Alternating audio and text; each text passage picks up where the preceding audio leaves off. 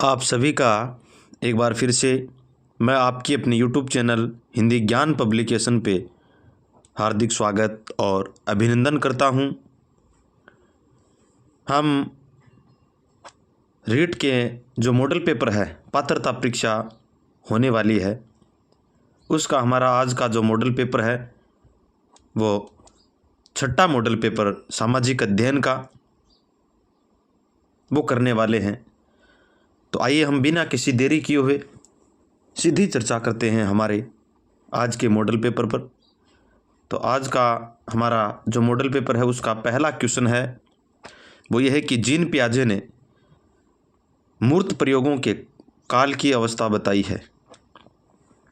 मूर्त की बात कर रहा है, अमूर्त मूर्त, तो मूर्त है उसकी अवस्था बताई है। छठा आज का हमारा मॉडल पेपर है। 7 से 11 वर्ष तक, 7 से 12 वर्ष तक, 8 से 11 वर्ष तक या 8 से 12 वर्ष तक। तो मूर्त संक्रियात्मक अवस्था है उसकी जीन पियाजे ने 7 से 11 वर्ष तक है वो बताई है। इसका पहला ऑप्शन है वो राइट हो जाएगा। हमारा दूसरा प्रश्न है वो यह है कि मानसिक रूप से स्वस्थ बालक की विशेषता नहीं है, हाँ और नहीं पे हमें ध्यान देना है। समायोजनशीलता, अनियंत्रण, आत्मविश्वास, लैंगिक परिपक्वता।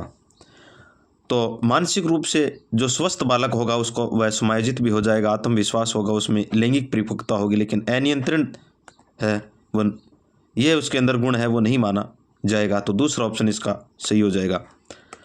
तीसरा प्रश्न है कि नेतागण में सामान्यतः कौन सी बुद्धि है वो पाई जाती है। नेतागण के अंदर कौन सी बुद्धि है वो पाई जाती है।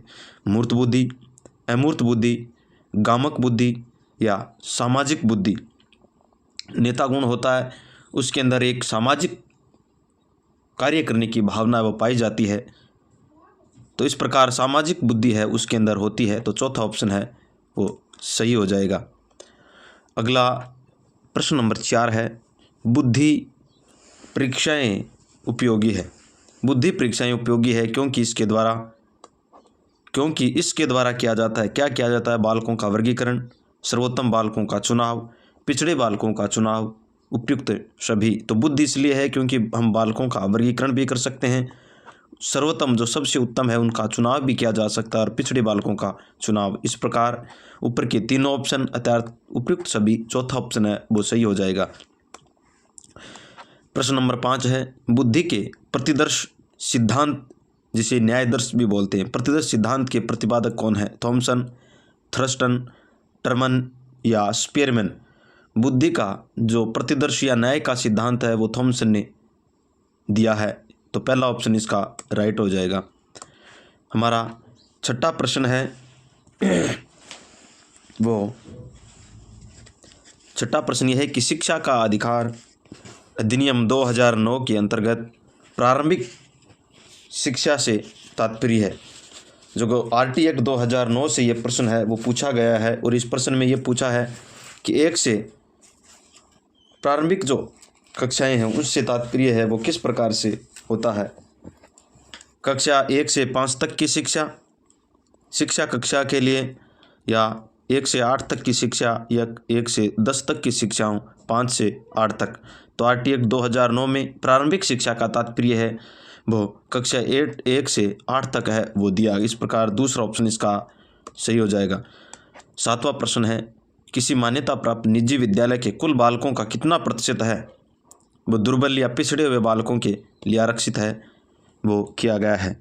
तो जो निजी विद्यालय हैं उसके अंदर कितना प्रतिशत है वो रखा गया है, तो इसके अंदर कुल 35% है वो रखा जाता है।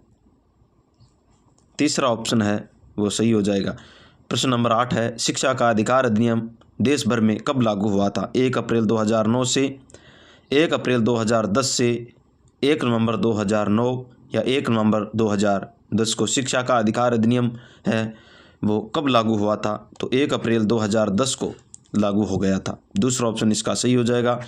प्रश्न नंबर 9 है बैंकिंग एवं कार्यालयों में लिपिक की भर्ती में निम्न में किसका परीक्षण किया जाता है? वेरी इंपॉर्टेंट प्रश्न है।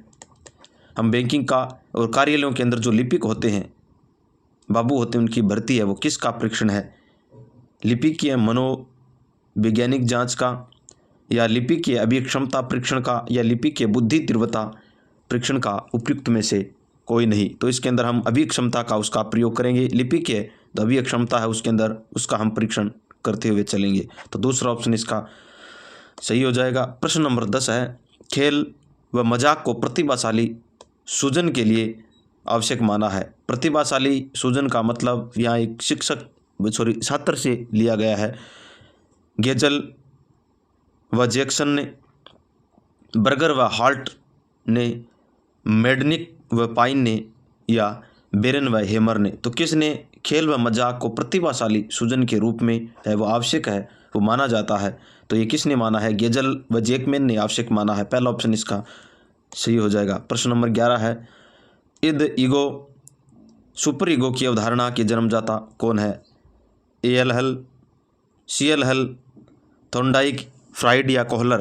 तो ईगो, सुपर ईगो यह मनोविश्लेषणवादी सिद्धांत से जुड़ा गया है। तो सिगमंड फ्राइड है उसके प्रतिपादक रहे हैं। इन्होंने मन की तुलना है वो एक बर्फ के शिलाखंड से की है। इन्होंने मन की 3 अवस्थाएं बताई है, चेतन मन, अर्धचेतन मन और अचेतन मन। इन्होंने कहा है कि मन है वो एक समुद्र के अंदर बर्फ के शिलाखंड के समान है। तो इसका जो तीसरा ऑप्शन है वो सिगमंड फ्राइड सही हो जाएगा।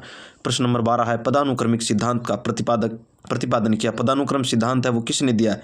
बर्ट ने, वर्नर ने, उपयुक्त दोनों ने, या वुडवर्थ ने? जो पदानुक्रम का सिद्धांत है वो बर्ट व बर्न दोनों ने दिया है। तो इसका तीसरा ऑप्शन है वो बिल्कुल सही हो जाएगा। प्रश्न नंबर 13 है, निम्न में से कौन सा तत्व अधिगम को प्रभावित नहीं करता है? किसको प्रभावित नहीं करता है? अधिगम को प्रभावित नहीं करता। विप्रेरणा, शारीरिक व मानसिक स्वास्थ्य, परिपक्वता, या इनमें से कोई नहीं? अधिगम को कौन सा तत्व प्रभावित नहीं करता है? तो अधिगम को प्रभावित है अभिप्रेरणा करती है, शारीरिक व मानसिक स्वास्थ्य करता है, व्यक्ति की उम्र है वो भी करता है। तो इनमें सभी करते हैं, सभी के सभी करते हैं। तो इनमें कौन सा प्रभावित है वो नहीं करता है? तो सभी करते हैं। तो ये ऑप्शन हमारे लिए एक बोनस के रूप में हो जाएगा। प्रश्न नंबर 14 है, व्यवहार के कारण व्यवहार में आया परिवर्तन। व्यवहार के कारण व्यवहार में आया वह परिवर्तन है वह अधिगम है। ये किसने कहा है? थॉर्नडाइक ने, स्किनर ने, या गेट्स व अन्य ने, या गिलबर्ट ने? व्यवहार के कारण व्यवहार में आया परिवर्तन, तो यह गिलफोर्ड ने कहा है।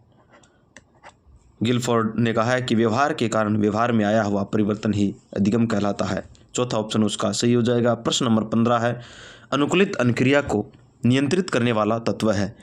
प्रेरणा की पुनरावृत्ति, भावात्मक पुनर्बलन, अनुक्रिया का प्रभुत्व, उपयुक्त सभी। तो अनुकूलन की जो अनुक्रिया है उसको नियंत्रण करने वाले तत्व हैं वो प्रेरणा की पुनरावृत्ति भी होती है, भावात्मक पुनर्बलन हमें मिलता है, अनुक्रिया का प्रभुत्व हमारे अंदर मौजूद रहता है।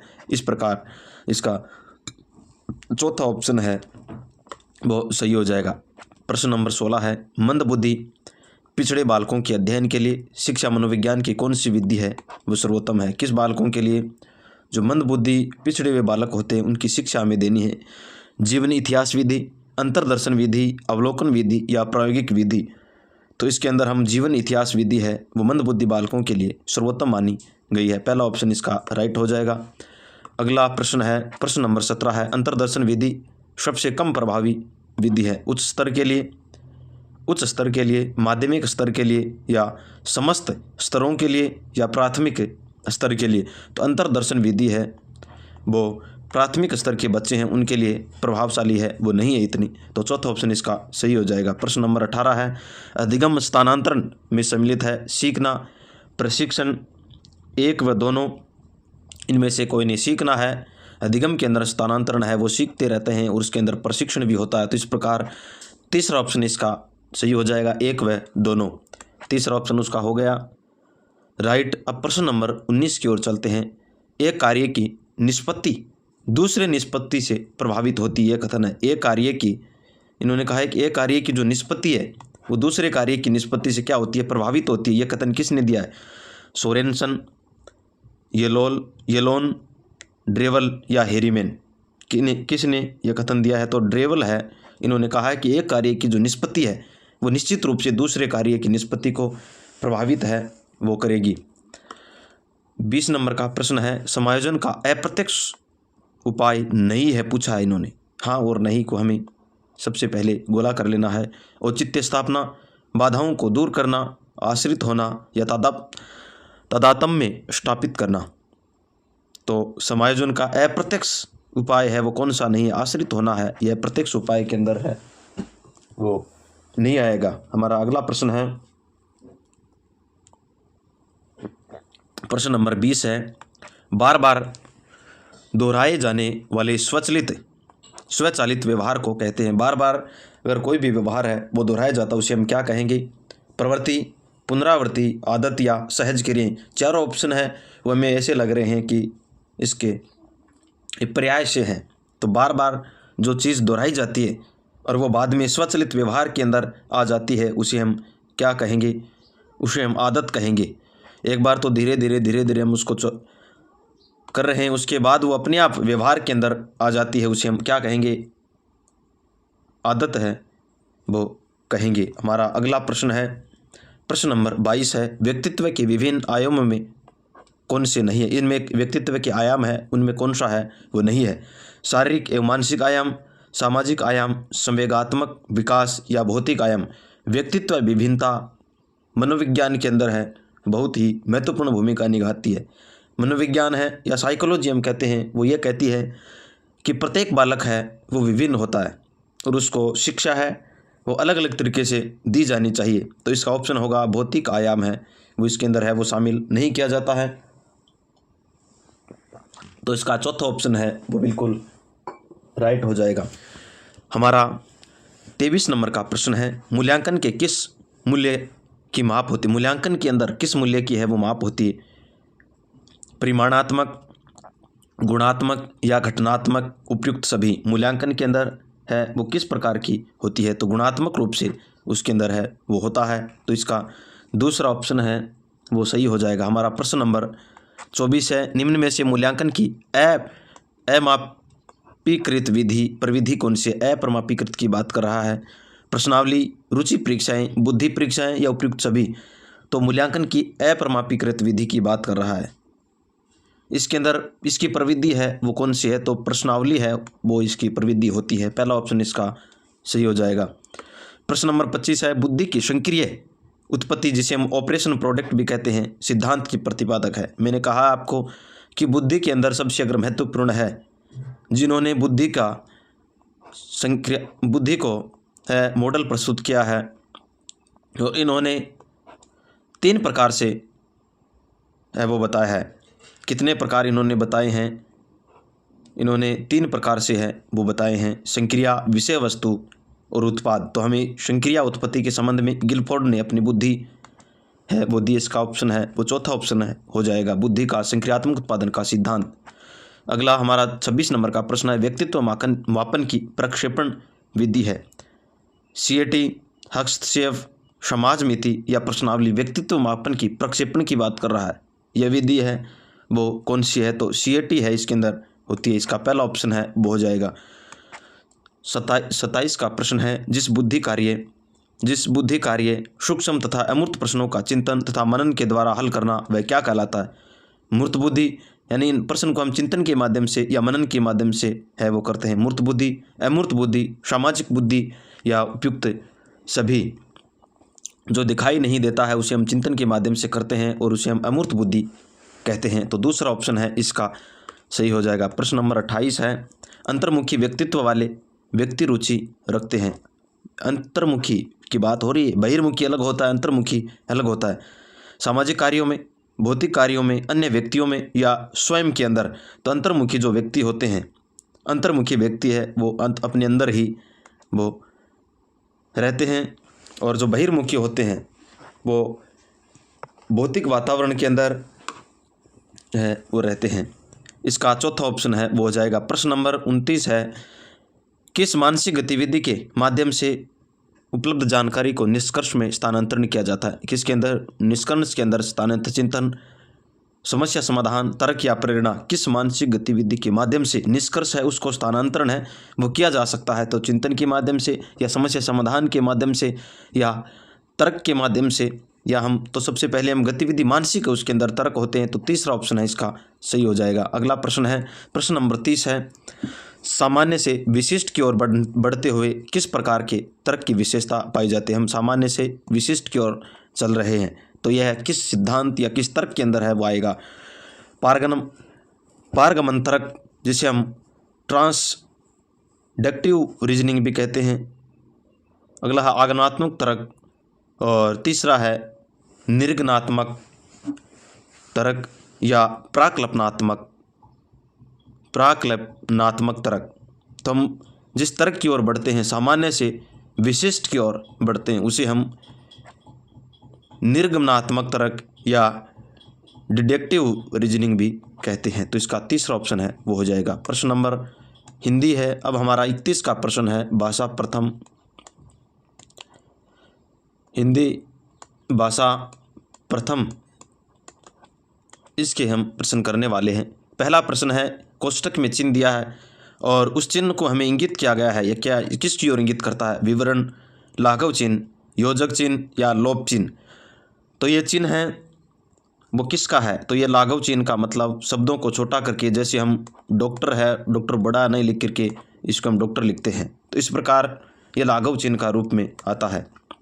प्रश्न नंबर 32 है, पर्वत के नीचे की तलहटी की भूमि के लिए एक सार्थक शब्द है। एक होता है अधितय का, एक होता है उपतय का। तो सबसे पहले जो तलहटी की नीचे की भूमि है उसके लिए मैं प्रश्न पूछा है, अनुडा, अधितय का, उपतय का या अधियुडा। तो नीचे की जो भूमि है उसे हम उपतय का कहते हैं, अधितय का होती है वो ऊपर की भूमि होती है। अगला प्रश्न है 33 नंबर का प्रश्न, पुनरावलोकन शब्द में अशुद्धि है, इसके अंदर किस प्रकार की है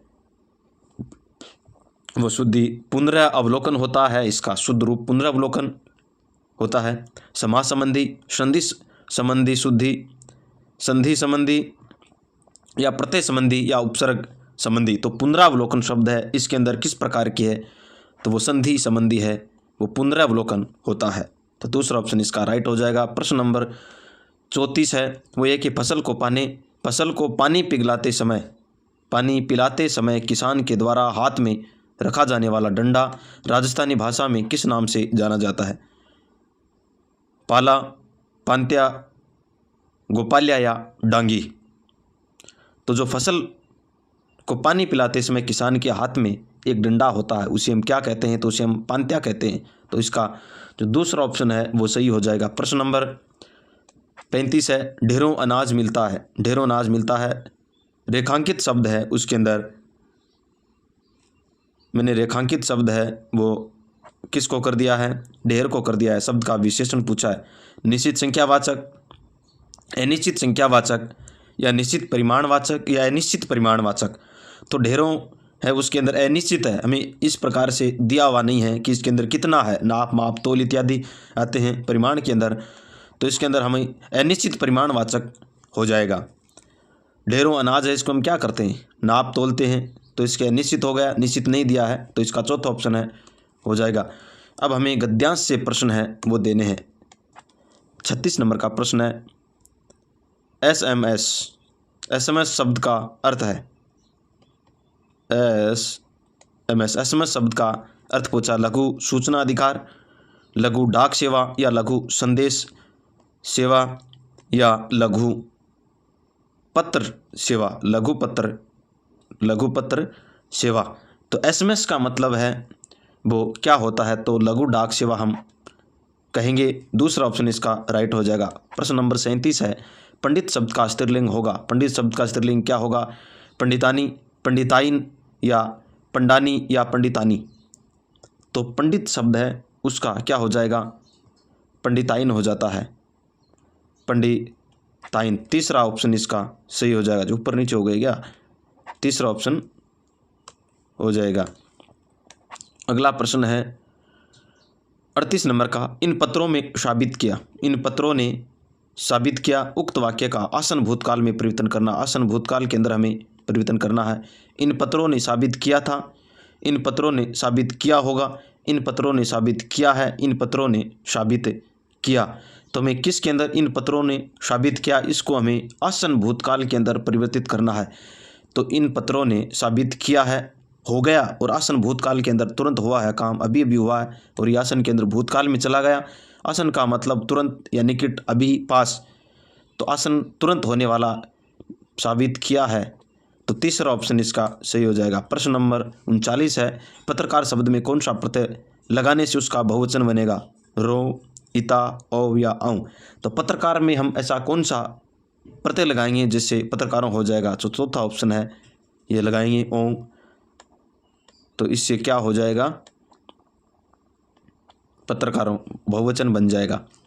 प्रश्न नंबर 40 है, जब पिता ने पत्र पुत्री के नाम नहीं लिखे जाते, जब पिता के पत्र में पिता के पत्र पुत्री के नाम नहीं लिखा जाते, रेखांकित शब्द का पुल्लिंग। अच्छा, इसका पुल्लिंग पूछा है पुत्री का। बेटा, पुत, पुत्र और पुत्रवता, तो पुत्री का पुत्र हो जाता है। तीसरा ऑप्शन है वो सही हो जाएगा। प्रश्न नंबर 41, अरुण मुझे उस खंडहर में ले गया जहाँ पहले राजा का विशाल महल था। संरचना की दृष्टि से यह वाक्य है। अरुण मुझे उस खंडहर में ले गया जहाँ पहले राजा का विशाल क्या था? एक महल था। सरल वाक्य, मिश्र वाक्य, संयुक्त वाक्य या प्रश्न वाक्य? तो ये उपवाक्य है, साथ में जहाँ से जुड़ा है। मुझे उस जगह ले गया जहाँ क्या है? एक विशाल महल है। तो मिश्र वाक्य है, वो हो जाएगा। दूसरा ऑप्शन है वो इसका सही होगा। प्रश्न नंबर 42 है, चाहे रात्रि बीत जाए मुझे यह कार्य पूर्ण करना है। पंक्ति में वाक्य के भेद हैं, सरल, मिश्र, संयुक्त या इनमें से कोई नहीं। तो इसके अंदर चाहे रात्रि बीत जाए, संयुक्त वाक्य, मुझे यह कार्य पूर्ण करना है, तो यह है एक संयुक्त वाक्य। तीसरा ऑप्शन इसके अंदर हो जाएगा। प्रश्न नंबर 43 है, शाम को मनीष जाएगा और घनश्याम भी आएगा। और से जुड़े हुए वाक्य संयुक्त वाक्य के अंदर होते हैं। अभी हम चर्चा करते हैं वाक्य के भेद, सरल वाक्य, मिश्र वाक्य या संयुक्त वाक्य, या इनमें से कोई नहीं। तो शाम और से जुड़े हुए संयुक्त वाक्य के अंदर आते हैं। तीसरा ऑप्शन इसका सही हो जाएगा। प्रश्न नंबर 44 है, वो यह है, सब्ज बाग दिखाना मुहावरे का अर्थ है। सब्ज बाग दिखाना मुहावरे का क्या अर्थ होगा? वाटिका में ले जाना, कोरी कल्पनाएं करवाना, प्रभुत्व दिखाना या झूठ बोलते रहना। तो कोरी कल्पनाएं करना है, वो सब्ज बाग दिखाना होता है। दूसरा ऑप्शन इसका सही हो जाएगा। प्रश्न नंबर 45 है, इमली के पत्ते पर ठंड पड़ना। लोकोक्ति का अर्थ है इमली के पत्ते पर ठंड पड़ना, झूठे आश्वासन देना, कर्मों का फल शीघ्र मिलना या शीघ्र पाना, बात से मुकरना, असंभव कार्य करना। तो झूठे आश्वासन देना है, वो इमली के पत्ते पर ठंड पड़ना का लोकोक्ति का अर्थ होता है। पहला ऑप्शन इसके अंदर राइट हो जाएगा। प्रश्न नंबर 46 है, बोलना एवं लिखना भाषा के किस पक्ष को प्रदर्शित करते हैं? अभिव्यक्ति पक्ष को, ग्रहण पक्ष को, उपयुक्त दोनों, इनमें से कोई नहीं। बोलना और लिखना, अभिव्यक्ति कर रहा है, बालक है, बोल करके कर सकता है अपनी व्यक्ति को, और लिख करके है वो कर सकता है। तो इसका पहला ऑप्शन सही हो जाएगा। प्रश्न नंबर 47 है, उपचारात्मक शिक्षण का आयोजन करते समय आवश्यक है। कक्षा शिक्षण, पर्यवेक्षित अध्ययन, स्व अनुदेशित शिक्षण या ये सभी। तो एक बालक के लिए, हम एक बालक का उपचारात्मक शिक्षण कर रहे हैं तो उसके लिए शिक्षा, कक्षा शिक्षण होना चाहिए, पर्यवेक्षित अध्ययन और स्व अनुदेशित क्रियाएं शिक्षण होना चाहिए। तो उपयुक्त सभी इसका हो जाएगा। चौथा ऑप्शन राइट हो जाएगा। प्रश्न नंबर 48 है, उपचारात्मक शिक्षण एक प्रकार का है। आदेशात्मक कार्य, आदेशात्मक तो नहीं हो सकता। अनुदेशात्मक कार्य या नकारात्मक नहीं हो सकता। धनात्मक कम तथा ऋणात्मक ज़्यादा, तो ये भी नहीं हो सकता। तो अनुदेशात्मक कार्य वो होता है, अनुदेशात्मक कार्य। दूसरा ऑप्शन इसका सही हो जाएगा। प्रश्न नंबर 49 है, मूल्यांकन हेतु अपनाई जा सकने वाली विधियाँ या तकनीकी विधियों को हम क्या कहते हैं? तकनीकी हैं। किसके लिए? मूल्यांकन के लिए। निरीक्षण व साक्षात्कार, पड़ताल सूची व प्रश्नावली, संचित अभिलेख व सामयिक जांच, उपयुक्त सभी। तो मूल्यांकन के अंदर हम निरीक्षण के और साक्षात्कार भी कर सकते हैं और प्रश्नावली पड़ताल सूची का उपयोग काम में लेते हैं। संयुक्त अभिलेख जो पहले के अभिलेख हैं उनको भी लेते हैं और सामयिक जांच उस समय क्या चल रहा है वो भी तत्कालीन। तो इस प्रकार इसके अंदर चौथा ऑप्शन है वो सही हो जाएगा। प्रश्न नंबर 50 है, निम्न में से मूल्यांकन करने की परिमाणात्मक परीक्षा कौन सी है? किसकी बात कर रहे हैं? मूल्यांकन की हम परिमाणात्मक की बात करें तो उसके अंदर हमें परीक्षा पूछिए, मौखिक परीक्षा, लिखित परीक्षा, प्रयोगात्मक परीक्षा या ये सभी। तो हम परिमाणात्मक की बात करें तो परिणाम हम अंतिम रूप से तो लिखित परीक्षा के अंदर है वो आएगा। दूसरा ऑप्शन इसका क्या पूछा है? इसके परिमाणात्मक है, उसके मौखिक भी होता है, लिखित भी होता है, प्रायोगिक इसके अंदर चारों ऑप्शन है, तीनों ऑप्शन है वो बिल्कुल सही होंगे। तो चौथा ऑप्शन इसका सही हो जाएगा। प्रश्न नंबर 51 है, छात्रों में लेखन कौशल के विकास हेतु भाषा शिक्षण में उपयुक्त उपाय है? किसकी बात कर रहा है? लेखन कौशल की बात कर रहा है। उसके लिए भाषा शिक्षण, छात्रों के अपने स्थान पर बैठने का उपयुक्त ढंग, छात्रों के द्वारा कलम पकड़ने का तरीका, छात्रों के द्वारा अक्षरों को सुडौल बनाने की तकनीकी और उपयुक्त सभी प्रश्न है वो वेरी इंपॉर्टेंट प्रश्न है, महत्वपूर्ण प्रश्न है। तो इसके अंदर हम उसके स्थान के उपयुक्त चुनाव करेंगे। सबसे पहले किसी भी बालक है उसका हम ध्यान रखेंगे, किसी बालक को कम दिखता है तो इस तरीके के हम सबसे पहले उसके बैठने की व्यवस्था है वो सही ढंग से आगे बिठाएंगे, पंक्तिबद्ध तरीके से बिठाएंगे। और छात्रों का कलम पकड़ने का तरीका सबसे महत्वपूर्ण है और छात्रों के द्वारा अक्षरों की सुडौल बनावट है, इनका तकनीकी उपयोग है वो हम करेंगे। तो चौथा ऑप्शन इसके अंदर सही हो जाएगा, सारी उपयुक्त सभी। प्रश्न नंबर 52 है, छात्रों में लेखन कौशल का विकास करते समय शिक्षक को ध्यान रखना चाहिए। शिक्षक छात्रों के समक्ष स्वयं भी उपयुक्त लेखन प्रस्तुत करे, बिल्कुल सही है। उसकी जो हैंड राइटिंग है उसके हिसाब से बच्चों का जो मनोबल है वो बढ़ता है, रुचि ज़्यादा अधिक जागृत होती है। लेखन कौशल का विकास करने से पूर्व शिक्षक को वर्णमाला का अभ्यास कराना चाहिए, भी सही है। छात्रों को कलम पकड़ने में कोई परेशानी ना हो ऐसा उन्हें महसूस कराना चाहिए, बिल्कुल। इस प्रकार तीनों ऑप्शन सही है, अतः चौथा ऑप्शन उपयुक्त सभी ये बिल्कुल है वो राइट हो जाएगा। अगला प्रश्न है, लेखन कौशल के विकास में व्याकरण एक महत्व है, क्या महत्व रखता है? वर्तनी संबंधी समस्याओं का समाधान करना, बिल्कुल सही है। विराम चिन्हों का गलत प्रयोग का समाधान करना, यह भी लेखन कौशल के अंदर हम सिखाते हैं। कठिन व्याकरण या कठिन शब्दों के प्रयोग की समस्या का समाधान करना, यह भी हम लेखन कौशल के अंदर सिखाते हैं। तो ऊपर के तीनों ऑप्शन सही हैं, अतः हमारा चौथा ऑप्शन है वो बिल्कुल सही होगा। हमने लेखन कौशल को इसलिए लिया है ताकि आपका जो लेखन कौशल है वो मजबूत हो जाए। इसके हम 4-5 प्रश्न है वो लेके आए हैं, कभी हम लेखन के अधिक लेके आएंगे, कभी हम श्रवण के, इस प्रकार आपका स्तर है वो बढ़ता जाएगा। अगला 54 नंबर का जो प्रश्न है वो यह है कि भाषा की रूप की सार्थक एवं शुद्ध व्यवस्था क्या कहलाती है? लेखन, वाचन, व्याकरण या श्रुतिलेख? भाषा के रूप की सार्थक और शुद्ध व्यवस्था है वो क्या कहलाती है? वो भाषा के रूप की एक तो सार्थक होनी चाहिए, उसकी ध्वनि है वो बिल्कुल ही हमें सार्थक होनी चाहिए, तो व्याकरण के अंदर ये होता है। तीसरा ऑप्शन इसका सही हो जाएगा। प्रश्न नंबर 55 है, भाषा विकास का प्रथम चरण निम्न में से क्या है? बोलना, सुनना, लिखना या पढ़ना? सबसे पहले है बालक है वो क्या करता है? तो सुनता है, तो दूसरा ऑप्शन है वो इसका सही हो जाएगा। प्रश्न नंबर 56 है, भाषा विकास का द्वितीय चरण क्या होता है? दूसरा चरण है वो क्या होता है? बोलना, पढ़ना, लिखना या सुनना? पहला तो हो गया सुनना, L, S, R और W। हम भाषा कौशल की बात करें तो सबसे पहले भाषा कौशल का जो प्रथम भाषा विकास का जो प्रथम चरण है, भाषा विकास का प्रथम निम्न में से प्रथम चरण L, S लिसनिंग सुनना, L, S, R W इसका होता है सुनना। और भाषा कौशल का द्वितीय चरण है वो हमें पूछा है, तो द्वितीय चरण बोलना हो जाएगा। सुनने के बाद हम बातों को बोलते हैं। लिसनिंग का मतलब स्पीकिंग, L का मतलब लिसनिंग, R का मतलब रीडिंग पढ़ना और W का मतलब राइटिंग लिखना। तो पहला ऑप्शन इसका हो जाएगा। प्रश्न नंबर 57 है, भाषा शिक्षण में बालकों की विस्मृति को रोकने का उपाय? विस्मृति का मतलब गलत तरीके से वो अपनी समृद्धि के अंदर लेके जा रहा है, अपने मस्तिष्क सामने पटल के अंदर है वो समायोजित कर रहा है, गलत तरीके से हम उसको किस तरीके से रोकेंगे? प्रेरणा से, क्रमबद्धता से, अभ्यास से या सीखना। हम भाषा कौशल की बात करें तो उसको रोकने के लिए हम बार बार अभ्यास करवाएंगे। कोई भी बच्चा अगर गलत तरीके से कर रहा है तो हम बार बार अभ्यास के माध्यम से उसका उच्चारण है वो शुद्ध करवाएंगे। प्रश्न नंबर 58 है, भाषा शिक्षण में सबसे महत्वपूर्ण सिद्धांत है साहचर्य का सिद्धांत, आवृत्ति का सिद्धांत, बोलचाल का सिद्धांत या लिखने का सिद्धांत? भाषा शिक्षण के अंदर सबसे महत्वपूर्ण सिद्धांत है वो आवृत्ति का सिद्धांत होता है।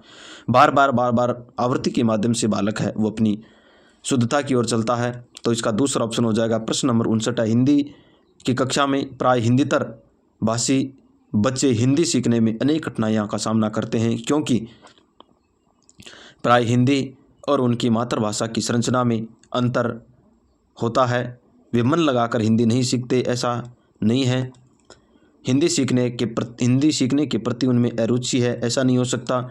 हिंदी बहुत कठिन भाषा, ऐसा भी नहीं हो सकता। इस प्रकार हमारा पहला ऑप्शन है, बालक शुरू के अंदर अपनी माता के द्वारा, अपने परिवार के द्वारा जो भाषा बोली जाती है उसका प्रयोग करता है और वैसे ही जैसे ही वो प्रथम कक्षा के अंदर प्रवेश करता है तो उसको समायोजन करने में कठिनाई का सामना करना पड़ता है। तो पहला ऑप्शन इसका सही हो जाएगा। जहाँ जिस प्रश्न को समझाने की आवश्यकता है मैं उस प्रश्न को समझाता हुआ भी चल रहा हूँ, जिसे मुझे जहाँ ऐसा लग रहा हो कि इस प्रश्न को समझाने की आवश्यकता है उसे हम गहनता से नहीं समझा रहे हैं। और आपको एक बात बता देता हूँ, ये प्रश्न कर लेते हैं। उसके बाद प्राथमिक स्तर पर बच्चों की भाषा शिक्षा के संदर्भ में निम्नलिखित में से कौन सा कथन है वो असत्य है? किसकी बात कर रहा है? सबसे पहले हमें जो स्तर कौन सा है इसको हमें कर लेना है। तो प्राथमिक स्तर की ये बात कर रहा है। सुधार के नाम पर की जाने वाली टिप्पणियों व निरर्थक अभ्यास से बच्चों की अरुचि उत्पन्न हो सकती है। बिल्कुल सही है। बच्चे समृद्ध भाषा प्रवेश में सहज और स्वतः रूप से भाषा अर्जन कर लेंगे, ये भी सही है क्योंकि बच्चा है वो अनुकरण के माध्यम से अपनी सहज प्रवृत्ति होती है भाषा, तो उसके हिसाब से बच्चा सीखता रहता है। बच्चों की भाषा संकल्पनाओं और विद्यालयों में प्रचलित भाषा प्रवेश में विरोधाभास की भाषा सीखने में सहायक होती है। ये इस पंक्ति को आप समझना, विरोधाभास की भाषा सीखने में प्रचलित भाषा में प्रवेश, ये प्रश्न ऑप्शन है वो गलत हो गया। बच्चे भाषा की जटिल और समृद्ध संरचनाओं को साथ विद्यालय आते हैं, बिल्कुल सही। उनके पास पहले से बहुत से शब्दों का भंडार है वो होता है। ऐसा तो है नहीं कि बच्चा शुरू के आते ही स्कूल के अंदर सबसे पहले सीखता है, वो अपने परिवार में, अपने वातावरण के अंदर बालक है वो सीख कर के आया है। तो इसका तीसरा ऑप्शन है वो बिल्कुल सही हो जाएगा। हम बात कर रहे थे, हमने एक बात बोल रहा था मैं कि आप सभी है, आपका टेस्ट है उसका मूल्यांकन कैसे करेंगे? मूल्यांकन है वो किस तरीके से है वो करेंगे? तो आप एक तरफ है अपनी कॉपी रख ले और पेन लेकर के जैसे जैसे प्रश्न आ रहे हैं आप उसके उत्तर है प्रश्नों के, कुछ विद्यार्थी हैं कमेंट बॉक्स में, मैंने कहा कि आप प्रत्येक प्रश्न का उत्तर है कमेंट बॉक्स में दे, लेकिन 2-3 इस तरीके से पता नहीं चलता। प्रश्न के सामने लिखिए कि दूसरे प्रश्न का बी ऑप्शन या ए ऑप्शन होगा, तीसरे प्रश्न का बी होगा, इस तरीके से साथ में प्रश्न लिख करके उत्तर है वो टाइप करें। हम संस्कृत है, अब किसकी बात करेंगे? संस्कृत जो भाषा है वो कौन सी है? सेकंड है। संस्कृत शिक्षणे की सर्वे साधन उपयोगी नास्ति। संस्कृत शिक्षण के अंदर इनमें कौन सा सर्वे का साधन का उपयोगी नहीं है? सुनने के अंदर सर्वे साधन की बात कर रहे हैं। आकाशवाणी, मानचित्र, ग्रामोफोन या टेप रिकॉर्डर, तो इनमें कौन सा है वो नहीं है। तो मानचित्र है वो हमारा सुनने योग्य नहीं, बल्कि कौन सा है? दृश्य उपकरण है।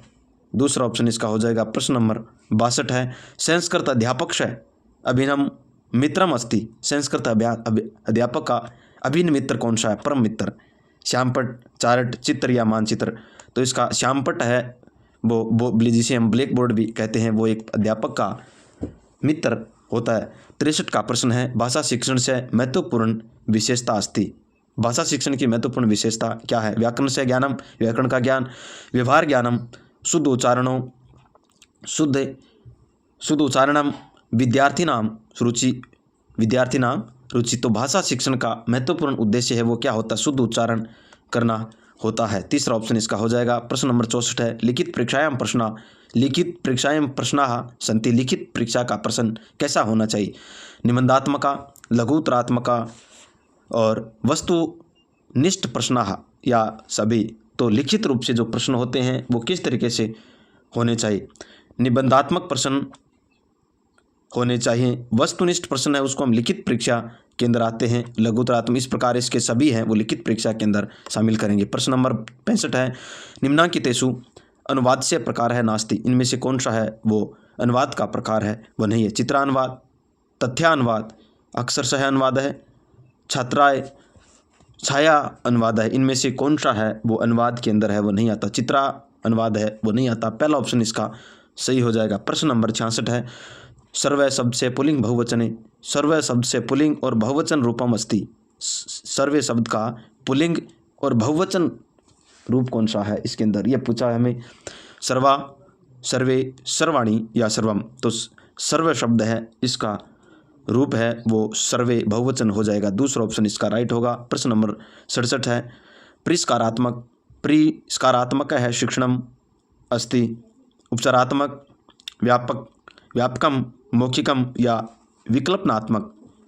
तो परिष्कारात्मक का मतलब इसके अंदर शिक्षण है वो कौन सा हमें है? तो इसका उपचारात्मक होता है। उपचारात्मक शिक्षण किया जाता है। पहला ऑप्शन इसका सही होगा। प्रश्न नंबर 68 है वो है कि शिक्षणम भवेत्। शिक्षण क्या है? संश्लेषणात्मक, विश्लेषणात्मक, संश्लेषण से विश्लेषण की ओर, कठिनम प्रति, सरलात् कठिनम प्रति, तर्कत है मनोविज्ञान प्रति, तर्क से मनोविज्ञान की ओर। और तो इसका शिक्षण भवेत् है सरल से कठिन की ओर। हम सबसे पहले जो सरल है उसकी ओर चलते हुए हम कठिन की ओर चलते हैं। तो इसका तीसरा ऑप्शन है वो हो जाएगा। अब हमें गद्यांश से है वो देने हैं। प्रश्न नंबर 69 मम इत्स्य का भवति। का विभक्ति मम है वो कौन सी विभक्ति? प्रथमा, द्वितीया, षष्ठमी या पंचमी। तो मम है वो षष्ठमी विभक्ति होती है। तीसरा ऑप्शन इसका सही हो जाएगा। प्रश्न नंबर 36 है। प्रश्न नंबर 70 शिक्षा क्षेत्र है इत्यत्र समास विग्रह अस्ति। शिक्षा क्षेत्र का समास विग्रह होगा शिक्षायाम क्षेत्रे, शिक्षाम क्षेत्रे, शिक्षया क्षेत्रे या शिक्षायाः क्षेत्रे। तो शिक्षा क्षेत्र है इसका संस्कृत के अंदर है वो समास विग्रह है शिक्षया क्षेत्रे, शिक्षा का क्षेत्र। चौथा ऑप्शन इसका राइट हो जाएगा। प्रश्न नंबर 71 है स्थित है इत्यत्र कह प्रत्यय है वर्तते। इसके अंदर कौन सा प्रत्यय है? स्था प्लस कत्वतु प्रत्यय, स्था प्लस श्रुत प्रत्यय, स्था प्लस कत प्रत्यय, सत प्लस इत, सत प्लस इत है प्रत्यय। तो स्त्री है स्थित इसके अंदर कौन सा प्रत्यय है वो हो जाएगा स्था। कत प्रत्यय इसके अंदर होता है, कत का तय शेष है वो रहता है।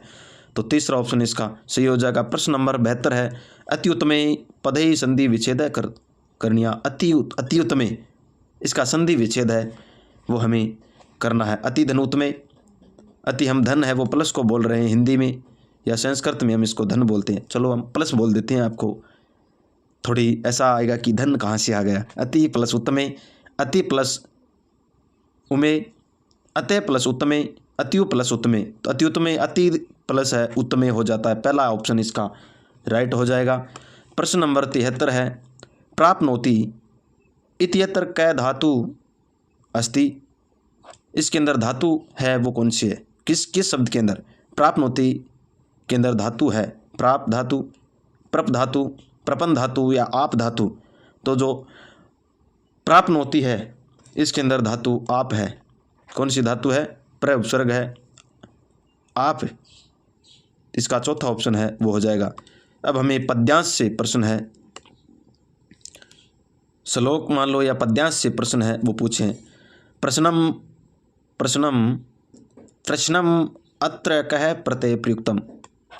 प्रश्नम है इसके अंदर कौन सा प्रत्यय है वो प्रयुक्त हुआ है?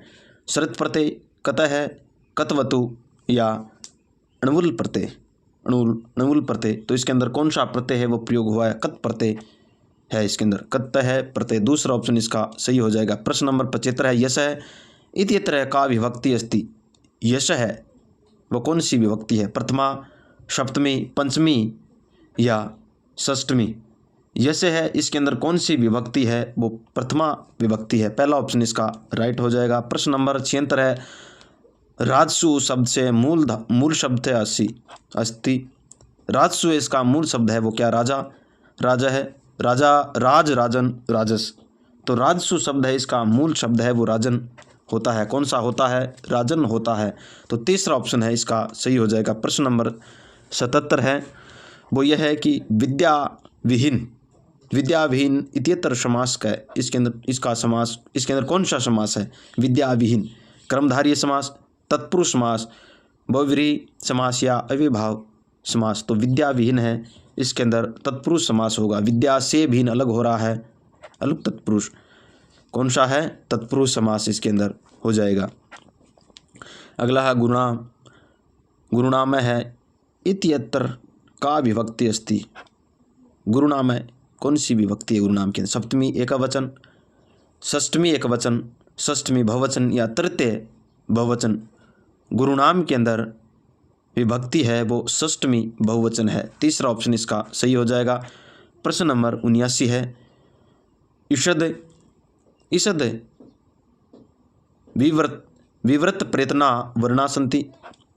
ईषद विवृत प्रयत्ना वर्णा सन्ति। यर लव ग ज ड दब श श शी है ए ई उ ए। तो इसके अंदर ईषद है कौन सा होता है? तो श है ये इसके अंदर। तीसरा ऑप्शन इसका सही हो जाएगा। प्रश्न नंबर 80 है, श्रुतेरिवार्थे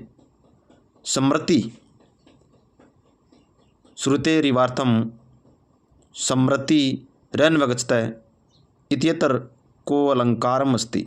इसके अंदर कौन सा अलंकार है? उत्प्रेक्षा, उपमा, दृष्टांत है, तुल्य योग्यता? तो इसके अंदर कौन सा समास होगा? उपमा अलंकार है। दूसरा ऑप्शन इसका सही हो जाएगा। प्रश्न नंबर 81 है वह है कि द्वाशीति इति शब्दम शोध्यम। द्वाशीति है इसका शुद्ध शब्द क्या होगा? द्वैशीति, दवेशीति, द्विशीति या दवेशीति? अब ये और ये इसके अंदर क्या अनुस्वार है? इसके अंदर विसर्ग, अनुस्वार का विसर्ग है और इसके अंदर विसर्ग नहीं है। तीनों चारों शब्द है वो अलग है। और ये शब्द किसके पूछे हैं? द्वाशीति है इसका शुद्ध रूप है वो हमें पूछा है। तो दिव्य शीति है वो हो जाएगा। चौथा ऑप्शन इसका सही हो जाएगा। प्रश्न नंबर 82 है कि 8:15 जातम उचितम विकलम चुनत। तो 8:15 बजे का हमें उचित विकल्प है वो चुनना है। सपादष्ट, सादष्ट, पादोनष्ट या अष्ट? तो इसका शुद्ध विकल्प होगा शवा सपाद। सपाद का मतलब सवा अष्ट है। सपाद का मतलब होता है सवा, तो 8:15 बजा है। और सार्ध का मतलब होता है साढ़े। जिसे हम साढ़े बोलते हैं तो ये साढ़े होता है, जिसे हम क्या बोलते हैं 30 और इसको 15 मिनट और इसको 30 मिनट। अगला इसका हो जाएगा पहला ऑप्शन। 83 नंबर का प्रश्न है, संस्कृत शिक्षण से प्रमुखो उद्देश्यम सन्ति। संस्कृत शिक्षण का प्रमुख उद्देश्य क्या है? बोधनम, बोधात्मकम, ज्ञानात्मकम या रचनात्मकम या सर्वाणी? तो संस्कृत शिक्षण का जो प्रमुख उद्देश्य होता है वो बोध ज्ञान करना, ज्ञानात्मक कौशल होता है, रचनात्मकता का। इस प्रकार चौथा ऑप्शन इसका सही हो जाएगा। प्रश्न नंबर 84 है वो निबंधात्मक परीक्षा अपेक्षया विश्वसनीय का परीक्षा। निबंधात्मक की उपेक्षा विश्वसनीय परीक्षा होती है। साक्षात्कार परीक्षा, मौखिक परीक्षा या वस्तुनिष्ठ परीक्षा या लिखित परीक्षा? तो हमें निबंधात्मक परीक्षा की उपेक्षा पूछा है तो वस्तुनिष्ठ परीक्षा होती है वो क्या होती है? विश्वसनीय होती है। तीसरा ऑप्शन इसका हो जाएगा। प्रश्न नंबर 85 है, यह का आशय है उच्चारण स्थानम किम। यह है किस, यह का उच्चारण स्थान होगा तालु, कंठोष्ठ, ओष्ठ या मूर्धा? यह का उच्चारण स्थान तालु होता है। पहला ऑप्शन इसका सही हो जाएगा। प्रश्न नंबर 86 है, छात्रान उत्कृष्ट पाठकानम, पाठकान है कुर्वतुम शब्दकोशीय विकास है महत्वपूर्ण घटकम अस्ति। क्या होता है उत्कृष्ट पाठ? छात्र का महत्वपूर्ण जो पाठ है वो शब्दकोशीय विकास का महत्वपूर्ण घटक कौन सा है? तदर्थम अधोलिखितेषु किम प्रभावकारी प्रभावकारी पद्धति स्यात्। इसके अंदर जो प्रभावकारी पद्धति है वो कौन सी होगी? समानार्थी नाम विप्रार्थी नाम च शब्दानाम विस्तृताम शब्दराशिम छात्रा कंठस्थी कुर्यम, यानी समानार्थक शब्द और विपरार्थक शब्द होते हैं, शब्दों का विस्तृत शब्दांश है वो छात्रों को क्या करवाना? कंठस्थ करवाना। यदा यदा छात्राः नवीनं शब्दं पश्यन्ति तदा तदा ते शब्दकोशे अवलोकनं कुर्वन्तम्। कभी कभी छात्रों को नवीन शब्दों के बाद नवीन शब्द आते हैं उनका क्या करवाना? अवलोकन करवा देना, शब्दकोश अवलोकन करवाना। उदाहरण बताना, छात्राः पाठे कठिन शब्दान् रेखांकितानां कुरु तेषां वाक्यम उपयोगम च कुर्यु। जो कठिन शब्द आते हैं पाठ के अंदर उसको रेखांकित करके उसका अर्थ वाक्य के अंदर प्रयोग करके बता देना। या फिर नव शब्द से अर्थानुमानम कुरुतम छात्रा संदर्भ से उपयोगम कुरुतम प्रयासमस्ति। जो नए नए शब्द आते हैं उनका अर्थ का अनुमान करते हुए छात्रों को अनुमान करवाना और संदर्भ के अनुसार उसका उपयोग करना, यह ऑप्शन कितना महत्वपूर्ण है? तो चौथा ऑप्शन इसका बिल्कुल सही हो जाएगा। प्रश्न नंबर 87 है, बालक से जीवन से विषय महत्वपूर्ण घटना नाम विषय शिक्षक है अवलोकनम करोति तेषानुपरि वर्णात्मकम अभिलेखनम च करोति किम तत् कथ्यते। बालक के जीवन में सबसे महत्वपूर्ण घटना विषय है वो शिक्षक का अवलोकन करता है और उसके क्या करना? तेषानुपरि वर्णात्मक अभिलेखनम च करोति। कौन सा होगा? अनुष्ठान शास्त्रम सचेनी अवलोकनम या उपख्यानात्मक अभिलेखनम। तो बालक के जीवन में जो महत्वपूर्ण घटनाएं हैं उनका अवलोकन है वो उपाख्यानात्मक अभिलेखनम के माध्यम से हम करते हैं। तो चौथा ऑप्शन इसका सही हो जाएगा। प्रश्न नंबर 88 है, अधोलिखितेषु किम सफल संभाषणम गतिविधि लक्षणम स्यात्। सफल संभाषण की गतिविधि का लक्षण क्या होता है?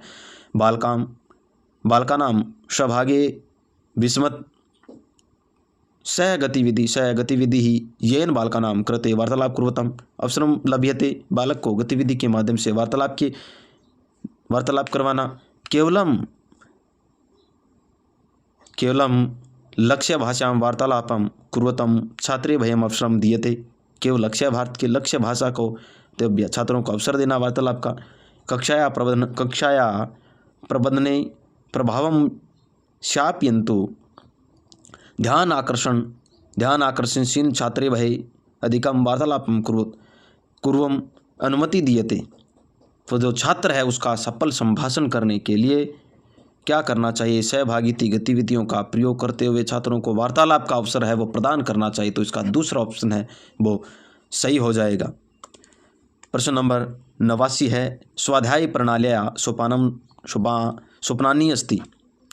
स्वाध्याय प्रणाली का सोपान नियोजनम मूल्यांकनम क्रियान्वयन या श्रवाणी। जो स्वाध्याय प्रणाली है खुद के द्वारा की जाने प्रणाली उसका सोपान नियोजन करना, मूल्यांकनम होता है क्रियान्वयन। चौथा ऑप्शन इसका सभी हो जाएंगे। प्रश्न नंबर 90 है, संस्कृत भाषा कौशल से प्रथम कौशलम अस्ति। संस्कृत भाषा कौशल का प्रथम कौशल कौन सा है? पठनम, लेखनम, श्रवण या संभाषणम। मैंने आपको बताया था सूत्र है, इसको आप L, S, R और W इसके हिसाब से आप याद कर सकते हैं, या इसे हिंदी में हम सुबोपली कहते हैं।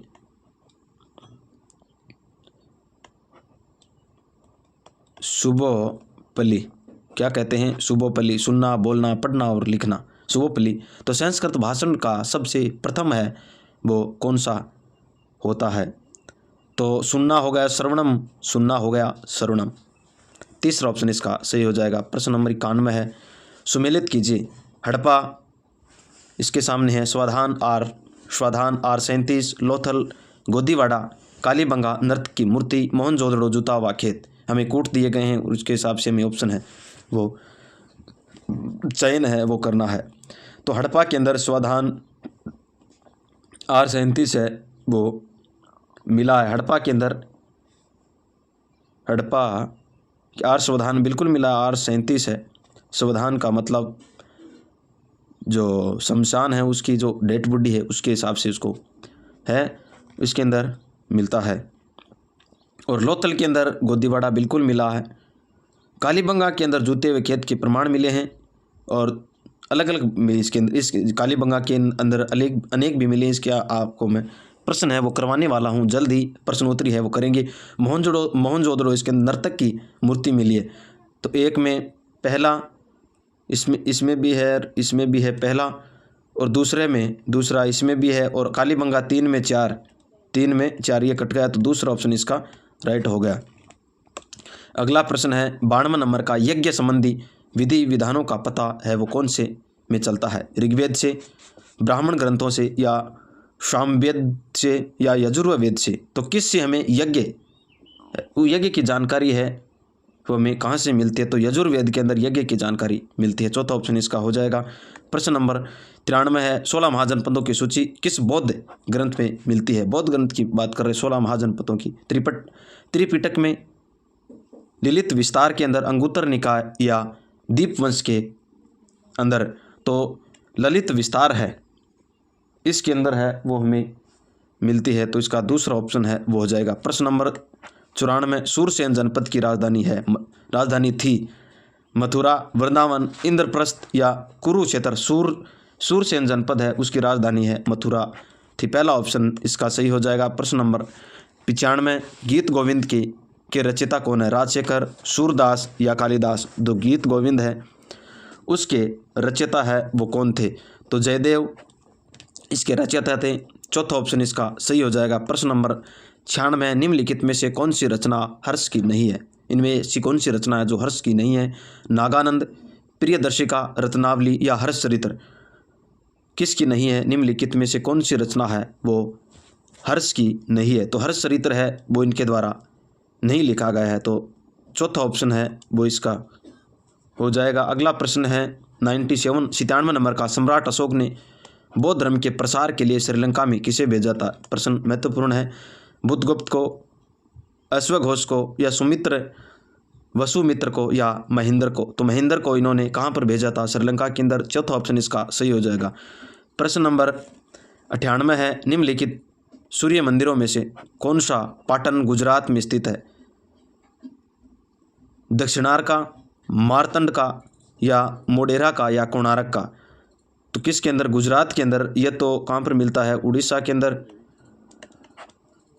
और कहाँ पर पूछा है? पाटन गुजरात के अंदर है वो। गुजरात के अंदर हमें मोढेरा का, मातर कुंड दक्षिण मोढेरा का है वो मिलता है। तीसरा ऑप्शन इसका सही हो जाएगा। प्रश्न नंबर 99 पुष्टि मार्ग के प्रवर्तक थे मध्वाचार्य, निम्बारक, वल्लभाचार्य या चैतन्य महाप्रभु? पुष्टि मार्ग के जो रचयिता है वो वल्लभाचार्य थे। कौन थे? वल्लभ है वो पुष्टि मार्ग में दीक्षित हो गए। इसको इस तरीके से याद कर सकते हैं कि वल्लभ है वो किस में हो गए? वल्लभ है पुष्टि मार्ग में चला गया, तो तीसरा ऑप्शन इसका हो जाएगा। प्रश्न नंबर 100 है 100 नंबर का प्रश्न है भारत सेवक मंडल का संस्थापक था जिसे सर्वेंट ऑफ इंडियन सोसाइटी, इसका संस्थापक कौन था भारत सेवा मंडल का? जयप्रकाश नारायण, महात्मा गांधी, गोपाल कृष्ण गोखले या बाल गंगाधर तिलक? तो गोपाल कृष्ण गोखले हैं ये भारत सेवा मंडल के संस्थापक थे। तीसरा ऑप्शन इसका सही हो जाएगा। प्रश्न नंबर 101 है किस दिन महात्मा गांधी ने दंडी यात्रा शुरू की थी? दंडी यात्रा है वो कब शुरू की थी? 12 मार्च 1930 को, 5 अप्रैल 1929 को, 20 मार्च 1931 को, या 5 मई 1932 को? तो दंडी मार्च है वो यात्रा है वो 12 मार्च 1930 को इन्होंने शुरू की थी। पहला ऑप्शन इसके अंदर सही हो जाएगा। प्रश्न नंबर 102 निम्नलिखित में से किस अधिनियम या एक्ट के अंतर्गत भारतीय प्रशासन को ईस्ट इंडिया कंपनी से ब्रिटिश क्राउन को स्थानांतरित किया गया था? यहाँ से सीधा कहाँ भेज दिया गया? लंदन महारानी के पास में। वो ऐसा कौन सा एक्ट है जिसके तहत यहाँ से सीधा प्रशासन है वो ईस्ट इंडिया कंपनी की से ब्राउन क्राउन ब्रिटिश क्राउन के अंदर है वो कहाँ पर चला गया? सीधा इंग्लैंड के पास। 1861 का अधिनियम, 1868 का अधिनियम या 1833 का अधिनियम या 1858 का अधिनियम? तो 1858 का अधिनियम क्रांति के ठीक बाद इन्होंने एक फैसला लिया और अधिनियम बनाया था, जिसके तहत भारत के ऊपर है वो सीधा कहाँ पर हो जाएगी? इंग्लैंड के अंग्रेज विक्टोरिया, महारानी विक्टोरिया के पास। इसका चौथा ऑप्शन हो जाएगा। प्रश्न नंबर 103 है, ओजोन दिवस निम्न में से किस दिन मनाया जाता है? 3 जनवरी को, 26 मार्च को, 10 नवंबर को या 16 दिसंबर को? ओजोन दिवस है वो कब मनाया जाता है? तो 16 दिसंबर को ओजोन दिवस मनाया जाता है। प्रश्न नंबर 104 है, 2 अक्टूबर 1959 को नागौर में राजस्थान के पंचायती राज का औपचारिक उद्घाटन किसने किया था? टीकाराम पालीवाल ने, हुक्म सिंह ने, राधा कृष्ण ने या पंडित जवाहरलाल नेहरू ने? तो 2 अक्टूबर 1959 को कहाँ पर हुआ था? सबसे पहले राजस्थान के अंदर सर्वप्रथम ये क्या है? प्रथम बार पंचायती राज लागू हुआ था और ये सबसे पहले उद्घाटन है वो किसके द्वारा किया गया था? तो पंडित जवाहरलाल नेहरू है वो आए थे। चौथा ऑप्शन इसका हो जाएगा। प्रश्न नंबर 105 है, कनौज पर लंबे समय तक त्रिपक्षीय संघर्ष किन 3 राजवंशों के बीच है वो चला था? गुजर प्रतिहार, राष्ट्रकूट और चोल, पाल, राष्ट्रकूट और गुजर प्रतिहार पाल व चोल के मध्य या राष्ट्रकूट, चोल व पाल के मध्य? तो किन के मध्य कनौज के एक लंबे समय जिसे त्रिपक्षीय संघर्ष है लगभग 100 वर्षों तक है वो चला था और 3 पक्षों के बीच में ये चला था। तो पाल, राष्ट्रकूट और गुज्जर प्रतिहारों के मध्य यह चला था। दूसरा ऑप्शन इसका सही हो जाएगा। प्रश्न नंबर 106, निम्नलिखित में से कौन सा सिद्धांत जैन धर्म से संबंधित है? वो नहीं, इनमें से कौन सा सिद्धांत है वो किससे नहीं है? जैन धर्म से संबंधित नहीं रखता है। सायवाद, अनेकतावाद, सर्वास्तिवाद या पंच महाव्रत? तो इनमें से कौन सा है वो जैन धर्म से संबंधित है वो नहीं रखता है? तो सर्वास्तिवाद है, ये सर्वास्तिवाद इनसे संबंध नहीं रखता है। तीसरा ऑप्शन इसके अंदर सही हो जाएगा। प्रश्न नंबर 107 है, भारतीय संविधान की 12वीं अनुसूची संबंधित है पंचायती राज व्यवस्थाओं से, नगर पालिकाओं से, केंद्र की भाषाओं से या केंद्र राज्य संबंधों से? 12वीं अनुसूची है वो किससे संबंधित नहीं है? तो किससे संबंधित है? नगर पालिकाओं से संबंधित है। दूसरा ऑप्शन इसका सही हो जाएगा। प्रश्न नंबर 108 है, वह प्रथम प्रधानमंत्री कौन थे जिन्होंने संसद सत्र में उपस्थित हुए बिना ही त्याग पत्र दे दिया था? ये प्रश्न है वो महत्वपूर्ण इसलिए बन जाता है क्योंकि इन्होंने एक भी दिन है वो संसद के अंदर नहीं बिताया था। श्रीमती इंदिरा गांधी, चरण सिंह हैं, लाल बहादुर शास्त्री या मोरारजी देसाई? इनमें से कौन सा है जिन्हें एक भी दिन संसद सत्र के अंदर नहीं? तो लाल बहादुर शास्त्री है वो रहे हैं। नहीं, जो चौधरी चरण सिंह हैं वो रहे। तो इसका दूसरा ऑप्शन है वो सही हो जाएगा। ऑप्शन ये तो 3 कर लो आप, ये दूसरा ऑप्शन है इसके अंदर चौधरी चरण सिंह हो जाएगा। प्रश्न नंबर 109 है, इनमें से कौन भारत का प्रथम मुख्य न्यायाधीश था? एम पतंजलि शास्त्री, महिरचंद महाजन, हीरालाल जैन कानिया, SR दास? इनमें से कौन सा है प्रथम मुख्य न्यायाधीश था? इनमें से कौन सा प्रथम मुख्य न्यायाधीश? तो हीरालाल जैन कानिया थे। तीसरा ऑप्शन इसका सही हो जाएगा। प्रश्न नंबर 110 है, पंचायती राज व्यवस्थाओं या संस्थाओं को प्रभावी एवं सशक्त बनाने के लिए 73वां संविधान संशोधन किस वर्ष है वो पारित किया गया था? 1990 में, 1991 में, 1992 में या 1993 के अंदर? तो कब पारित है वो किया गया था? 1992 के अंदर इसको लागू करने के लिए 1 वर्ष का समय है वो दिया गया था। तो 1992 के अंदर ये संशोधन है वो पारित हुआ था। तीसरा ऑप्शन इसका सही हो जाएगा। प्रश्न नंबर 111 है, मौलिक अधिकार संविधान के किस भाग में सम्मिलित किए गए हैं? मौलिक अधिकारों की बात चल रही है। संविधान के कौन से भाग के अंदर है वो दिए गए? प्रथम भाग में या भाग नंबर द्वितीय, तीसरे भाग में या चतुर्थ भाग के अंदर? तो कौन से भाग के अंदर मौलिक अधिकार है वो दिए गए हैं? तो भाग चौथे भाग के अंदर मौलिक अधिकार दिए गए हैं। तीसरा ऑप्शन इसका राइट हो जाएगा। प्रश्न नंबर 112 है, किस देश के संविधान से मौलिक कर्तव्यों को लिया गया है? जर्मनी से, यूनाइटेड किंगडम से, USA से या USSR? कहाँ से लिए गए हैं? तो USSR से लिए गए हैं। चौथा ऑप्शन इसका सही हो जाएगा। प्रश्न नंबर 113 है, किस वाद में यह कहा गया है कि प्रस्तावना भारतीय संविधान का अंग नहीं है? कौन से वाद के अंदर यह कहा गया था? बेरूबरी का वाद, बम्बई या जिसे बम्बई वाद कहते हैं, मिनर्वा मिल्स वाद या गोलकनाथ वाद। तो किसके अंदर प्रस्तावना को भारत का अंग है? वो नहीं है, प्रस्तावना भारत का अंग नहीं है। वेरी इंपॉर्टेंट प्रश्न है, ये नहीं माना गया है। तो ये बेरूबरी जो विवाद हुआ था उसके अंदर है, वो नहीं माना गया था।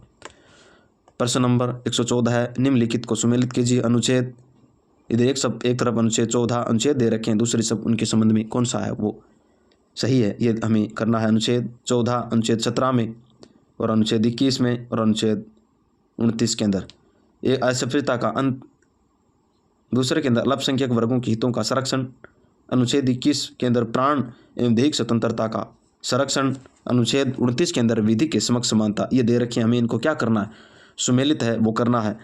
तो अनुच्छेद 14 के अंदर विधि के सभी समान होंगे, तो विधि के सभी समान, चौथा ऑप्शन इसके अंदर हो जाएगा।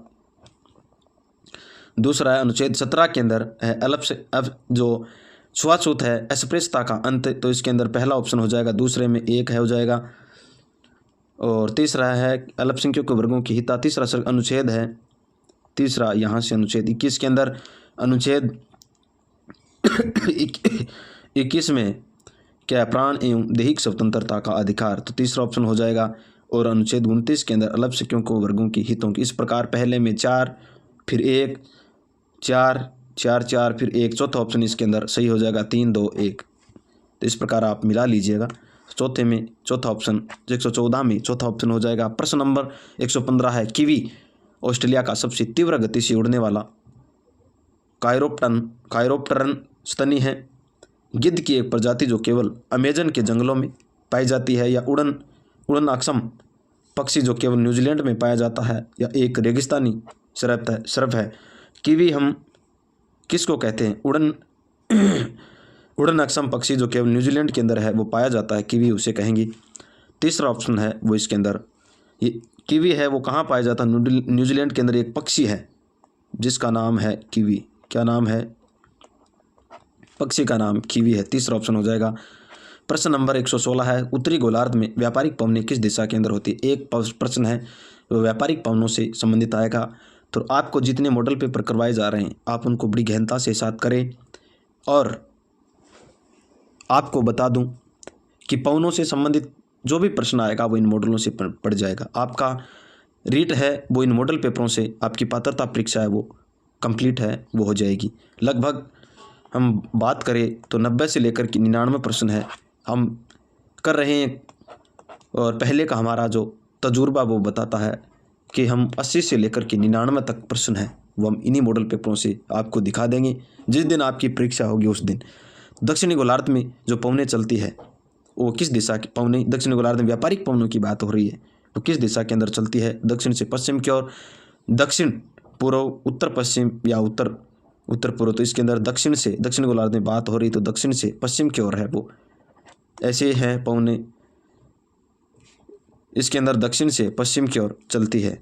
अगला इसके 1 नंबर ऑप्शन हो जाएगा, सूर्य ग्रहण होता है। प्रश्न नंबर 17 है, प्रत्येक पूर्णिमा को, प्रत्येक अमावस्या को सूर्य, पृथ्वी चंद्रमा की, सूर्य है, ये सूर्य है और ये पृथ्वी है और ये चंद्रमा, ये कह रहा है कि सूर्य पृथ्वी चंद्रमा के बीच में एक परिक्रमण तल पर आने से, सूर्य चंद्रमा पृथ्वी के बीच एक परिक्रमण आने, यानी बीच में कौन सा आएगा हमें यह ध्यान रखना है। तो जो बीच में आएगा वो चंद्रमा, सूर्य ग्रहण तब होगा जब चंद्रमा है वो बीच में आएगा, तो चौथा ऑप्शन इसका सही हो जाएगा।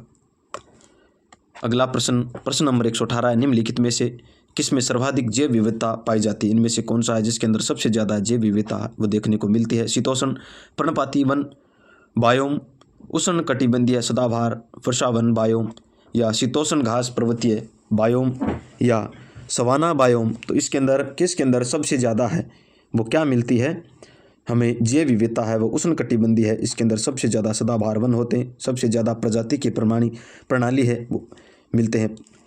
तो उसके अंदर कौन सा ऑप्शन हो गया? दूसरा ऑप्शन इसका सही हो जाएगा। प्रश्न नंबर 119 है, राष्ट्रीय राजमार्ग 1A का समाप्ति स्थल कौन सा है? पठानकोट, लेह, जम्मू कश्मीर या श्रीनगर।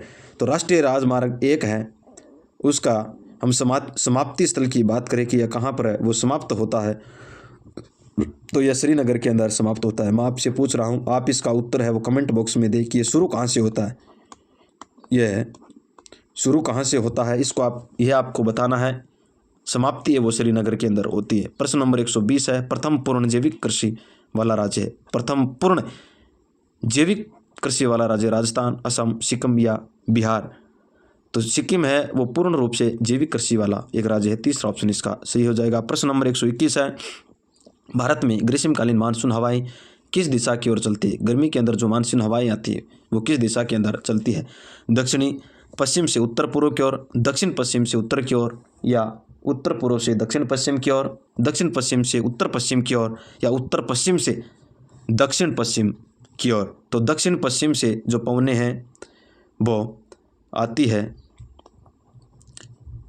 यह हम इस तरीके से इसका देखते हैं। यह कह रहा है कि दक्षिण पश्चिम, ये उत्तर हो गया, ये दक्षिण हो गया, और ये हमारा पूर्व और ये पश्चिम। तो दक्षिण पश्चिम से इस तरीके से चल रही हैं ये पवनें, दक्षिण पश्चिम से उत्तर पूर्व की ओर। तो यहाँ की ओर ये पवनें ऐसे गति करती हुई आगे चलती हैं, और यहाँ पर पठार है, पर्वत है जिससे टकराती है कुछ, तो ऐसे मुड़ कर के वापिस है वो यहाँ पर क्या करती हैं? बारिश करती हैं। तो ये इसका पहला ऑप्शन है वो हो जाएगा। प्रश्न नंबर 21 का 1 नंबर ऑप्शन, 1 नंबर ही है ना उसका, हाँ 1 नंबर ऑप्शन हो जाएगा। प्रश्न नंबर 122 है, राष्ट्रीय राजमार्ग, राष्ट्रीय जल मार्ग की बात हो रही है। पहला कौन सी 3 नदियों को सम्मिलित करके इलाहाबाद से हल्दिया तक जोड़ता है? वेरी इंपॉर्टेंट प्रश्न है। जो पहला है वो इलाहाबाद से हल्दिया तक जोड़ता है। गंगा नर्मदा तापी, गंगा नर्मदा या तापी, कृष्णा गोदावरी, गंगा गोदावरी या कृष्णा, गंगा भागीरथी या हुगली, नर्मदा तापी या ब्रह्मपुत्र। कौन सा है राष्ट्रीय जल मार्ग जो 3 नदियों को, पहला जल मार्ग है वो कौन सी नदियों से है वह जोड़ता है? तो इसके अंदर गंगा आती है, एक भागीरथी आकर के और एक हुगली। तो तीसरा ऑप्शन इसका सही हो जाएगा। अगला 123 नंबर का प्रश्न है, राजस्थान का प्रथम राष्ट्रीय उद्यान, नेशनल पार्क कौन सा है? राजस्थान का प्रथम राष्ट्रीय उद्यान, रणथंभौर, मरु उद्यान जैसलमेर, सरिस्का या नाहरगढ़। तो इसमें कौन सा होगा? रणथंभौर है सवाई माधोपुर वाला प्रथम राष्ट्रीय उद्यान, पहला ऑप्शन इसका सही हो जाएगा। प्रश्न नंबर 124 है, अंतः प्रवाही नदी है, पश्चिमी बनास, कांतली, गंभीरी या खरी। तो अंतः प्रवाहित जो नदी है वो कांतली नदी है, जो अंदर ही राजस्थान के अंदर ही बहती है और अंदर बहती है और समाप्त हो जाती है। दूसरा ऑप्शन इसका हो जाएगा। प्रश्न नंबर 125 है, काजरी शोध संस्थान कहाँ पर है? जोधपुर के अंदर, अजमेर में, उदयपुर में या जयपुर के अंदर? काजरी शोध संस्थान है वो जोधपुर के अंदर है, पहला ऑप्शन इसका सही हो जाएगा। प्रश्न नंबर 126 है, 2001 से 2011 के दशक के दौरान राजस्थान का सर्वाधिक जनसंख्या वाला जिला है। 2001 से कब से 2001 से 11 के बीच में राजस्थान का सबसे ज़्यादा जनसंख्या थी, वह जिला कौन सा है? तो वह जिला कौन सा? जैसलमेर, बाड़मेर या जोधपुर या जयपुर? तो सबसे ज़्यादा जो जनसंख्या इनमें से थी वो जयपुर के अंदर है, तो इसके अंदर चौथा ऑप्शन है वो सही हो जाएगा। प्रश्न नंबर 127 है, राजस्थान राज्य में ही पूर्णतः बहने वाली सबसे लंबी नदी का नाम है। एक तो राजस्थान के अंदर बहने वाली, एक पूर्णतः बहने वाली सिर्फ और सिर्फ राजस्थान के अंदर बहती है, उस नदी का नाम हमें बताना। चंबल नदी, लूनी नदी, बनास नदी या माही नदी? तो राजस्थान के अंदर पूर्ण रूप से बहने वाली नदी बनास है, तो तीसरा ऑप्शन इसका राइट हो जाएगा। प्रश्न नंबर 128 है, आमेर राजा बिहारीमल की पुत्री का विवाह अकबर के साथ हुआ, लेकिन कहाँ पर हुआ था? यह प्रश्न पूछ लिया, हमें स्थान पूछा है जिसका नाम बिहारीमल या बहारमल भी कहते हैं, उसका विवाह है कहाँ पर? सांगानेर में, आमेर में, सांभर में या चोमू के अंदर? तो कहाँ पर हुआ था? सांभर के अंदर ये हुआ था, तीसरा ऑप्शन इसका सही हो जाएगा। प्रश्न नंबर 129 है, 1948 में किनको मत्स्य संघ का राजप्रमुख है वो बनाया गया था? 1948 में मत्स्य संघ का राजप्रमुख किसे बनाया गया था? कुंवर मान सिंह को, महाराजा जितेंद्र सिंह को, महाराजा उदय भान सिंह को या महाराजा भीम सिंह को? तो महाराजा उदय भान सिंह को बनाया गया था राजप्रमुख, इसका जो तीसरा ऑप्शन है वो सही हो जाएगा। प्रश्न नंबर 130 है, छत्रपति शिवाजी को पुरंदर की संधि जो 1665 में हुई थी करने हेतु विवश करने वाले शासक कौन थे? राजस्थान का ऐसा कौन सा शासक था जो छत्रपति शिवाजी है उनसे पुरंदर की संधि करने के लिए मजबूर कर दिया था? सवाई जय सिंह हैं, राजा मान सिंह या महाराजा जसवंत सिंह हैं, मिर्जा राजा जय सिंह? तो किसने? मिर्जा राजा जय सिंह ने शिवाजी को पुरंदर की संधि है वो करने के लिए मजबूर कर दिया था। चौथा ऑप्शन इसका राइट हो जाएगा। प्रश्न नंबर 131 है, स्वतंत्रता सेनानी एवं शहीद सागरमल गोपा कहाँ के निवासी थे? हम बात करें सागरमल गोपा की तो इसका उत्तर है, पहले उत्तर देख लेते, बीकानेर, जोधपुर, जैसलमेर और अजमेर। सागरमल गोपा है ये जैसलमेर की इनकी पुस्तक है। गुंडाराज, पुस्तक का नाम गुंडाराज है। और सागरमल गोपा है, इनको जेल के अंदर जिंदा जलाया गया था, जिंदा मिट्टी का तेल डाल करके, और इनके ऊपर एक रिपोर्ट बिठाई गई थी और रिपोर्ट ने भी मिथ्या कहते हुए कह दिया कि इन्होंने आत्महत्या है का रूप है वो इन्होंने दे दिया कि इन्होंने आत्महत्या कर ली। सागरगल, हम बात करें जैसलमेर रियासत की, उस समय जैसलमेर रियासत पहली ऐसी रियासत थी, प्रथम जिसने आज़ादी दिवस है वो नहीं मनाया था। तो ये महत्वपूर्ण बातें थी, आपको बताता हुआ चल रहा हूँ साथ में। अगला 132 नंबर का प्रश्न है, 1733 ईस्वी में जीज मोहम्मद शाही पुस्तक जो नक्षत्रों से संबंधित, ज्ञान से संबंधित है कि उसके लेखक कौन है? जोधपुर के दरबार जसवंत सिंह हैं, आमेर के राजा भारमल, जयपुर के सवाई जय सिंह हैं और उदयपुर के महाराणा अमर सिंह हैं। यह प्रश्न महत्वपूर्ण है। जीज मोहम्मद शाही पुस्तक है उसके बारे में यह प्रश्न है। तो जयपुर के सवाई जय सिंह हैं जिन नक्षत्रों का ज्ञाता कहा जाता है, तो इसके तीसरा ऑप्शन है वो सही हो जाएगा। प्रश्न नंबर 133 है, कपिल मुनि का मेला लगता है। कपिल मुनि का मेला पुष्कर में, कोलायत में, गोगामेड़ी में या मुकाम के अंदर? तो कोलायत के अंदर कहाँ पर लगता है? कपिल मुनि का कोलायत के अंदर मेला लगता है। तो दूसरा ऑप्शन इसका सही हो जाएगा, कपिल मुनि का मेला कोलायत में, बिल्कुल सही है। प्रश्न नंबर 134 है, चित्र पैलेस के नाम से प्रसिद्ध है। चंद्र महल पैलेस, विजय मंदिर पैलेस, सामोद महल या उमेद भवन पैलेस? जो चित्र है वो किस लिए प्रसिद्ध है? चित्र पत्थरों से बना हुआ होने के कारण चित्र पैलेस नाम से ये प्रसिद्ध हुआ है और ये उमेद भवन है, उमेद भवन पैलेस के नाम से प्रसिद्ध है। चौथा ऑप्शन इसका सही हो जाएगा। प्रश्न नंबर 135 है, हवा महल का निर्माण किसने करवाया था? राजा भगवान दास ने, राजा मान सिंह ने या स्वाई प्रताप सिंह ने, महाराजा स्वाई जय सिंह ने? इसका निर्माण स्वाई प्रताप सिंह ने करवाया था। इसके अंदर कुल 5 मंजिलें हैं। कितनी हैं?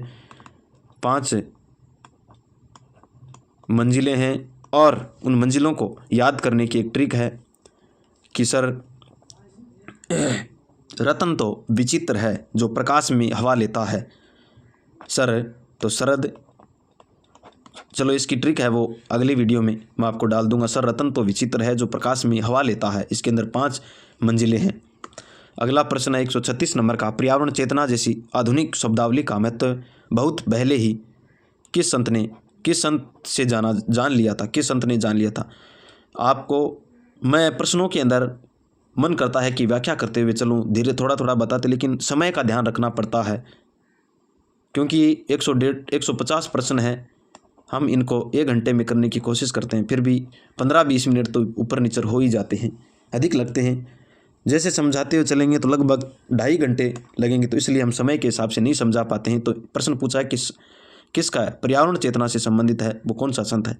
पिपाजी, जाम्भोजी, लालदास जी या दादू जी? तो जाम्भोजी हैं, वो पर्यावरण से संबंधित रहे हैं। दूसरा ऑप्शन इसका सही हो जाएगा। प्रश्न नंबर 137 है, किस प्रसिद्ध दुर्ग की सुदृढ़ नैसर्गिक सुरक्षा व्यवस्था से प्रभावित होकर अबुल फजल ने लिखा है? क्या लिखा है कि अन्य सब दुर्ग तो नग्न है, यानी नग्न है, जबकि यह दुर्ग तो बख्तरबंद है, यानी अन्य सभी दुर्ग है वो नंगे हैं और यह तो बख्तरबंद है। रणथंभौर के बारे में, चित्तौड़गढ़ के बारे में या मेहरानगढ़ के बारे में या आमेर के बारे में? रणथंभौर दुर्ग है उसके बारे में इन्होंने ये पंक्ति है वो कही है कि अन्य दुर्ग सब नग्न है जबकि यह दुर्ग बख्तरबंद है। पहला ऑप्शन इसका सही हो जाएगा। भारतीय रुपया है विधि ग्राहक मुद्रा, प्रादिष्ट मुद्रा, ऐच्छिक मुद्रा या उपयुक्त में से कोई नहीं? तो विधि ग्राहक मुद्रा है, पहला ऑप्शन हो जाएगा। प्रश्न नंबर 139 है, व्यापारिक बैंक का कौन सा कार्य नहीं है? ऋण प्रदान करना, जमाई प्राप्त करना, एजेंसी का कार्य करना, विदेशी मुद्रा का क्रय विक्रय करना? तो ऋण प्रदान करना इनका व्यापारिक बैंक का कार्य नहीं है, पहला ऑप्शन इसके अंदर हो जाएगा। प्रश्न नंबर 140 है, भारत में RRBS आंचलिक ग्रामीण बैंकों की सर्वप्रथम स्थापना होती कब हुई थी? 1975 में, 1950 में, 1969 में या 1980 के अंदर? तो भारत के अंदर आंचलिक बैंकों की स्थापना है 1975 के अंदर हुई थी, 1975 में हुई थी। पहला ऑप्शन इसका सही हो जाएगा। अगला प्रश्न 141 नंबर का प्रश्न है, निम्न में से क्या परियोजना कार्य का उद्देश्य है वो नहीं है। इनमें से कौन सी परियोजना कार्य का उद्देश्य नहीं है। छात्रों में शिक्षण का विकास करना, छात्रों को अध्ययन में विषय की गहन जानकारी देना, छात्रों में विश्लेषणात्मक दृष्टिकोण का विकास करना, छात्रों में स्वतंत्र रूप से कार्य करने के कौशल का विकास करना। तो परियोजना का कार्य है वो पहला ये नहीं होता कि छात्रों में शिक्षण का विकास करना, इसका नहीं होता।